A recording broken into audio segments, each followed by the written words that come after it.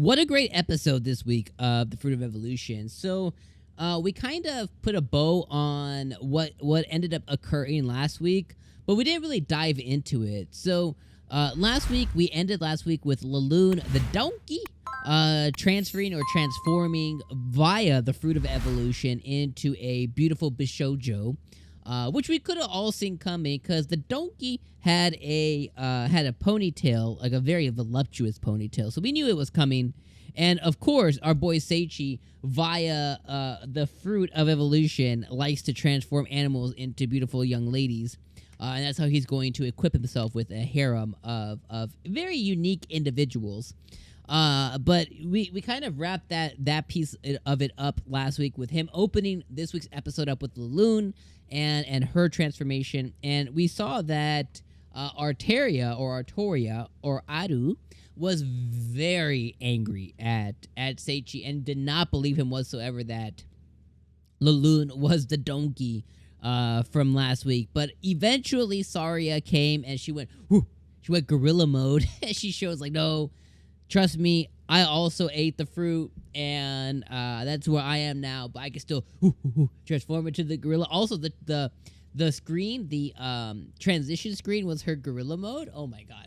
Just at that alone, I freaking lost it. But that was hilarious. And then Arteria takes 𝐿𝐿oon and she dresses her up. And then at that point, our boy Seichi gets taken in via the Valkyries because he won his date with the Valkyries. They come and they abduct him and they put some cuffs around him. You know, he's all cuffed up, and they take him to the Valkyries. And just to speed through the recap of it, he ends up seeing one of the Valkyries there, Louise.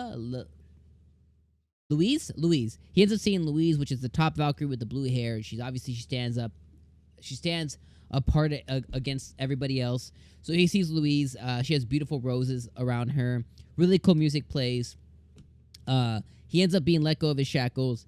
He then gets challenged by her to spar, which if he wasn't who he is, she would have just destroyed whoever won the contest. But regardless, they end up sparring, and he gets a bunch of new skills. Like, our boy gets automatic defense, he gets reflective sense, sixth sense, world sense. He gets all these skills unlocked, and he's able to best her. And what's funny is during the review, I said watch him win, and then she becomes submissive. And that's exactly what ends up happening. Is he beats her, and then she's like, may I call you master? She's like, take good care of me. And we get her whole backstory where she had a troubled childhood, never had friends, and she has now been saved by Seichi. And Seichi ends up saying, I don't know what I'm going to offer you, but sure, I will, let's do it. And via just that moment, he gets the skill given to him by the world called Instructor. He's like, really? And right after that, the king has a attempted assassination. He uses world sense and sees that it is a young little kitty girl who attempted to do it. And then we go right into our statistics and our next week preview, where he'll face off against said kitty girl. Overall, I mean, this episode was really good. I really enjoyed it. I said at the top of our reaction video this week, but I'll say it to you guys again. As I've been saying, it's like the Fruit of Evolution is one of those ones that I really enjoy watching every single week. But as I'm watching it, as you're watching it, we both know it's not that good. It is atypical. It follows very, very tropey stuff. It doesn't take itself serious, which is the best part of it, is that it knows it's doing all this stuff. I love how they transform animals into 𝐒𝐻𝐻𝐸𝐵𝐵, beautiful, lovely ladies.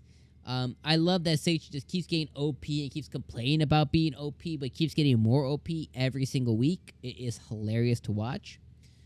And I just really appreciate the anime. It is like, to me, it's similar to How Not to Summon a Demon Lord, where if you go and look and, because you have two subsets of people, right? The open-minded anime viewers and the people who are very critical and judgmental. And these are the ones that you see on Twitter, like, this is trash, and, how dare people watch this, and et cetera, et cetera. And then you have the open-minded people who, they just enjoy watching enjoyable stuff.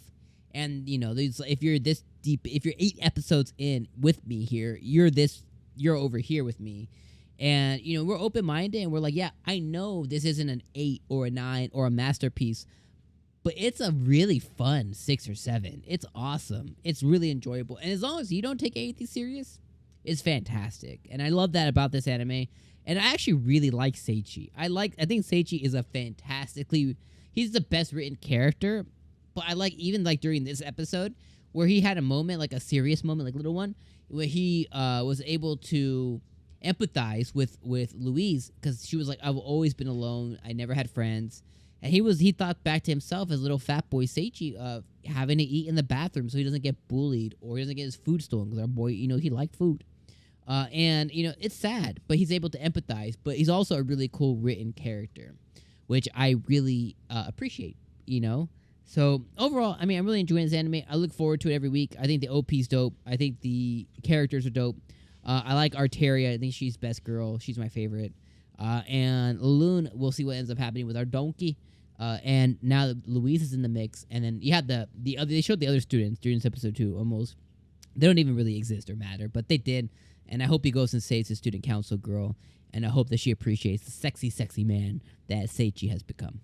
All right, I'll leave you guys on that. I'll see you guys next week for episode number 9. Make sure you guys go watch our reaction if you haven't already. And as always, my friend, thank you for being here with me every week. Peace out.